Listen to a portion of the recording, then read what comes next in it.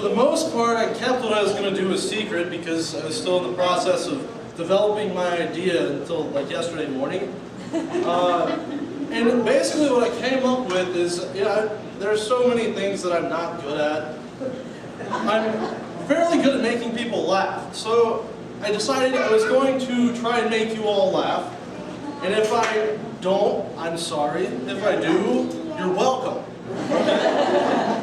So first off, like going through the list of what I could do to try and make you all laugh. I mean, there's obviously vaudeville. I could come in running and trip and fall and slide across the carpet. But, I mean, this is the money maker right here. I don't want to get rug burns.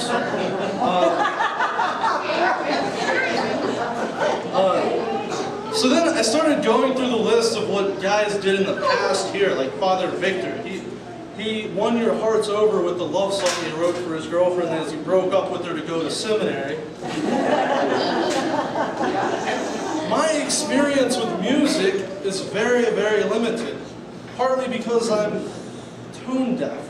You see, we have music practice at the seminary. My first year, it coincided with my nap time. There's no coincidence, okay? I'd get in there and we'd start singing, and sure enough, soon, shortly after we began, I'd start doing what they call the Yes, Jesus.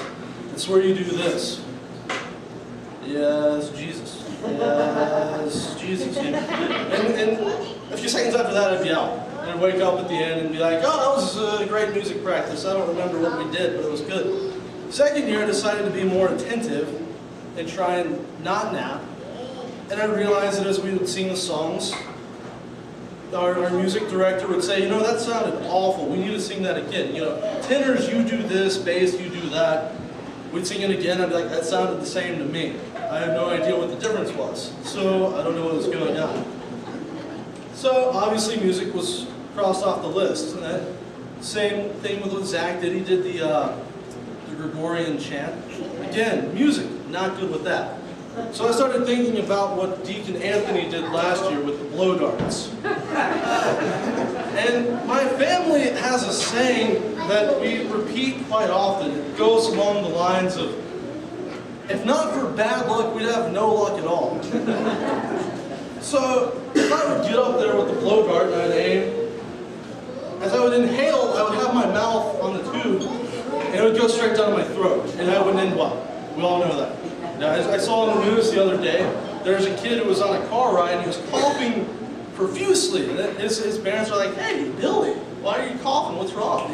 He tried to play it off, nothing's wrong. It turns out he had inhaled a dart a few days earlier. So yeah, obviously, kind of problematic there.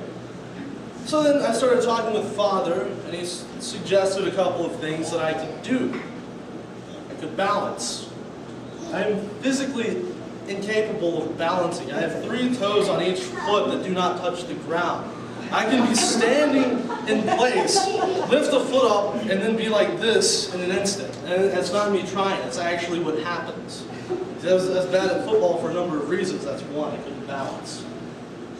So, I started talking more, and I mentioned in a talk a few weeks ago that I, in high school, had a dream of doing comedy, making people laugh. Well, it was more one of those dreams like North Korea has of having a legitimate military. Or Ralph Nader's dream of being president one day. It's one of those things where you just have this vague dream that you don't think will ever happen. Certainly I never thought it would happen. So it was one of those things I wrote off, and I'm in seminary now, and go kind of a different path. So I kind of settled on trying to make people laugh, and my whole thought coming into this was, a number of different possibilities could happen. I either make some people laugh, which would be good, or I could humiliate myself. Now, I'm fairly good at humiliating myself, but I wanted to, kind of keep this more cheery rather than laughing at me doing something ridiculous, even though that could still happen while I'm talking with you. See? So then, I decided to kind of go with the comedy things. I can't sing, I can't balance, which kind of knocks a number of things off the list. And, a suggestion that came was doing screamo music. Again, music, screaming, I don't like screaming, music's awful. So then I kind of like went into what I could do, and kind of like had an idea to compare Minnesota with Alabama and introduce that into this. A lot of people, when they first find out that I go to school, seminary in Minnesota, one of the first things I ask, and this is both Minnesotans and Alabamians, it's something in regards to the weather. It's like, the Minnesotans are like, oh, how do you like the weather? Huh? Huh? And the Alabamians are like, it's cold there, isn't it? And it's not so much they're asking a question, it's just making a statement that they want to be verified. See, if you think of the map of the United States, you know, Alabama is like right here, Washington, D.C. is here, and then Minnesota is like up here. And it's so close to Canada, we might as well just write it off. You know, we gain a whole lot if we just let it go to Canada. I mean, really. In Minnesota, they have literally no idea what goes on in the South. Within my first week at seminary, this is complete truth. I had a guy ask me if we have electricity, indoor plumbing, and several other different things that, you know, obviously, I mean, this is America. I mean, pretty much everybody has some form of those amenities. I'm thinking to myself, and it's like, why would he ever think that we didn't have this stuff? I mean, I grew up, you know, we had indoor plumbing, obviously. I mean, that's like 50 years ago. Come on.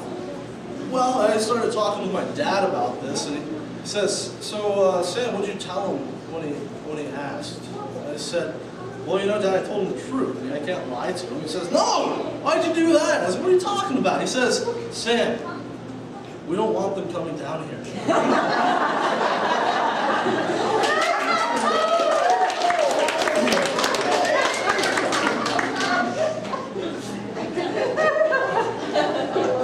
See?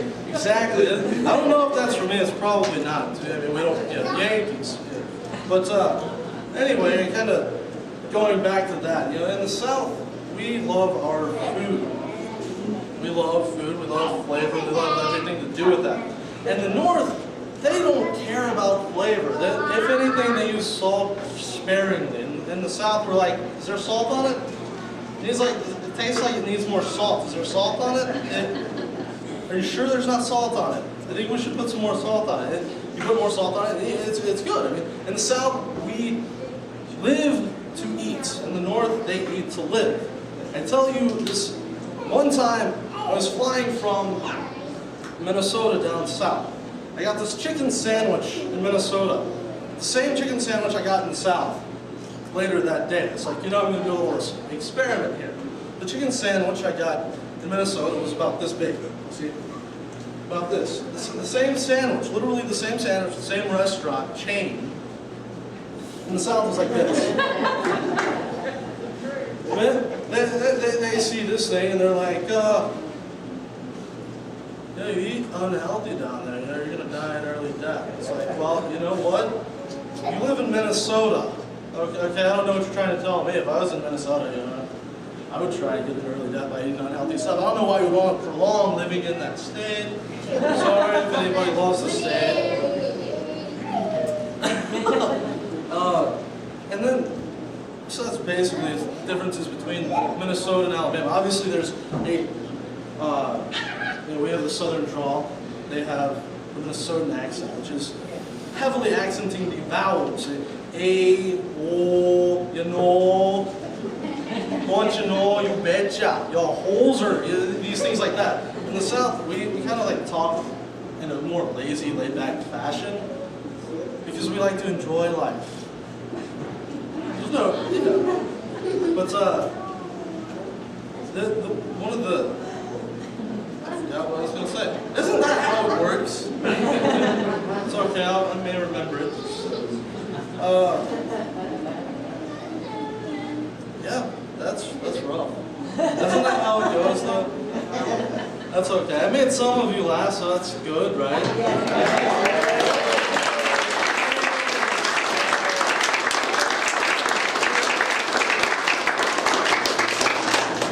I forgot what I was going to say. Yeah, I'll just cut it off there. If you want to go ahead and light your torches and chase me out of town, I'll give you a second. You may want to give me a head start. That would be nice. I don't run very fast. Oh, yes! Yes, you reminded me. Thank you. See, hecklers are good every now and then. In Minnesota, they have what they call Minnesota nice.